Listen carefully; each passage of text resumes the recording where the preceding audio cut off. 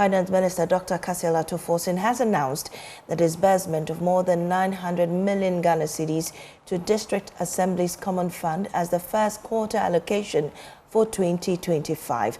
Addressing Parliament on Tuesday, he said the transfer was made on Monday, June 2, from the Consolidated Fund, reinforcing government's commitment to decentralizing the local governance. Let's listen. Is taken in recent years have regrettably undermined the capacity of MMDAs to respond effectively to the pressing needs of our people at the local level. Right Honourable Speaker, in the past 8 years, a paltry 40% to 50% of transfers to the Common Fund were disbursed directly to the district assemblies, thereby denying MMDAs the ability to spur local economic development. Mr. Speaker, the government under President John Mahama is resolute in its determination to reverse this trend. We are committed to adequately resource MMDAs and ensure that effective and accountable utilization of these resources are maintained at all times. In line with our promise to revitalize the local economy, President Mahama's administration has prioritized improving financial strength of the district assemblies. I wish to commend members of this House for endorsing, as part of the 2025 budget, government proposal to ensure that a minimum of 80% of allocated District Assembly Common Fund resources are transferred directly to MMDAs. Speaker, in view of that. Well, what does this mean for development at the local level? Let's speak to Andy Bediako. He's a local governance expert and former MC for German South, also a former administrator for National Association of Local Authorities of Ghana, NALAG. Mr. Andy, grateful to have you here with me. How do you respond to this? Have you acknowledged that this has been received by the assemblies? Good morning, Mavisi. Good morning. Thank you very much for having me. I think I'll first of all commend government for this bold decision. It's a good decision for our decentralization. This is what some of us have been talking over years now, and I think government taking this decision to transfer at least 80% of the District Assemblies Common Fund to the MNDAs is very commendable, and I commend the minister, the president, and the government. But we are yet to find out if these monies have hit the accounts of the assemblies. So after the checks, we will also check from the assemblies if really, as he said, at least the minister is proposing that every year, especially this year, 2025, the MNDAs will receive not less than 25 million Ghana cedis. And I believe if the government is able to do that, it's going to help the assemblies for them to take their own decisions. Because if you look at our policy trust, our decentralization policy trust, we've been talking about political decentralization. Normally, governments over the years are able to achieve something to that level. Then the administrative one, decentralized planning, the physical decentralization, local economic development, and the popular participation. So if you look at all these trusts, where normally governments are unable to perform as expected of them, is the physical decentralization.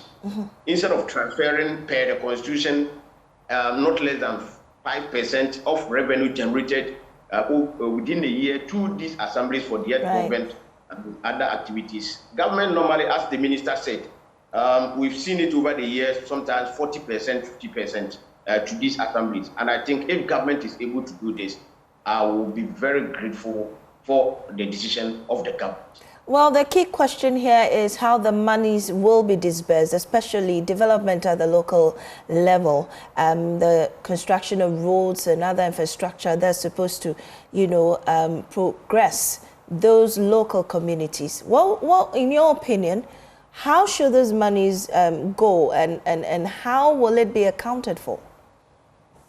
Yeah, I think government has also added guidelines for the usage of these amounts that the government intends sending to the assemblies. They are talking about looking at sanitation. They are talking about some projects that have been abandoned. Those ones that the assemblies inherited from those development authorities, talking about Middle Belt Development Authority, the Northern Belt and the Booster Belt Development Authorities. All these projects are still in the name of the assemblies, and the government is directing that they should make sure they use part of these monies to complete such projects and also construct boreholes. The challenge that I have, that government is still restricting these assemblies, because as I said earlier on, all these assemblies have their own budget that has been approved by the honorable assembly members, and they have their development agenda where they think their money should be taken to. Right. So therefore, if government is telling them or government is giving them those guidelines, in some way government is restricting them. But I think we have quality human resource at the assemblies that can utilize these monies, and always assemblies, this Assemblies Common Fund that is responsible for these monies always go to these assemblies for monitoring of projects and how these monies are being used. And I think they will continue to do that, and these assemblies, if we are able to use these monies as expected, I think it's going to help the local development. Well, I mean, government has given them these monies for local development. Does it really insulate central government from development in these areas, outright? I don't think so, Mamishi. Government will continue to do some of these as indicated in the previous administration. We see assemblies were given these drip machines for road construction. That doesn't mean that central government was still not doing roads. Central government was doing, we have urban roads authorities, we have highways, and we have feeder roads. They are all still in the assemblies and they are working.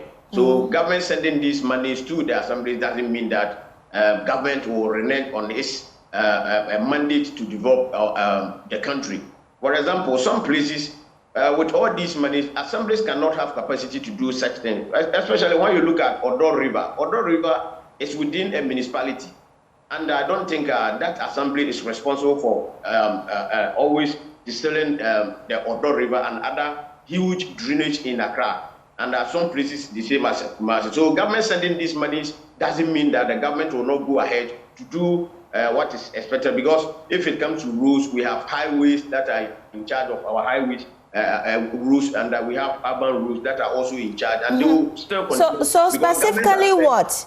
Because these are supposed to be localized problems, but from what I'm hearing now, essentially the larger chunk still lies with central government. So specifically what should the monies be used for? Where will they be going?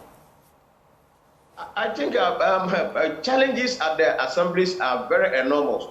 You see, some assemblies cannot even generate about 300,000 Ghana cedis a year. It's very disheartening. If you go to some places, the assemblies can, the money that they can generate from their IGF is around 200,000, 300,000 within a year.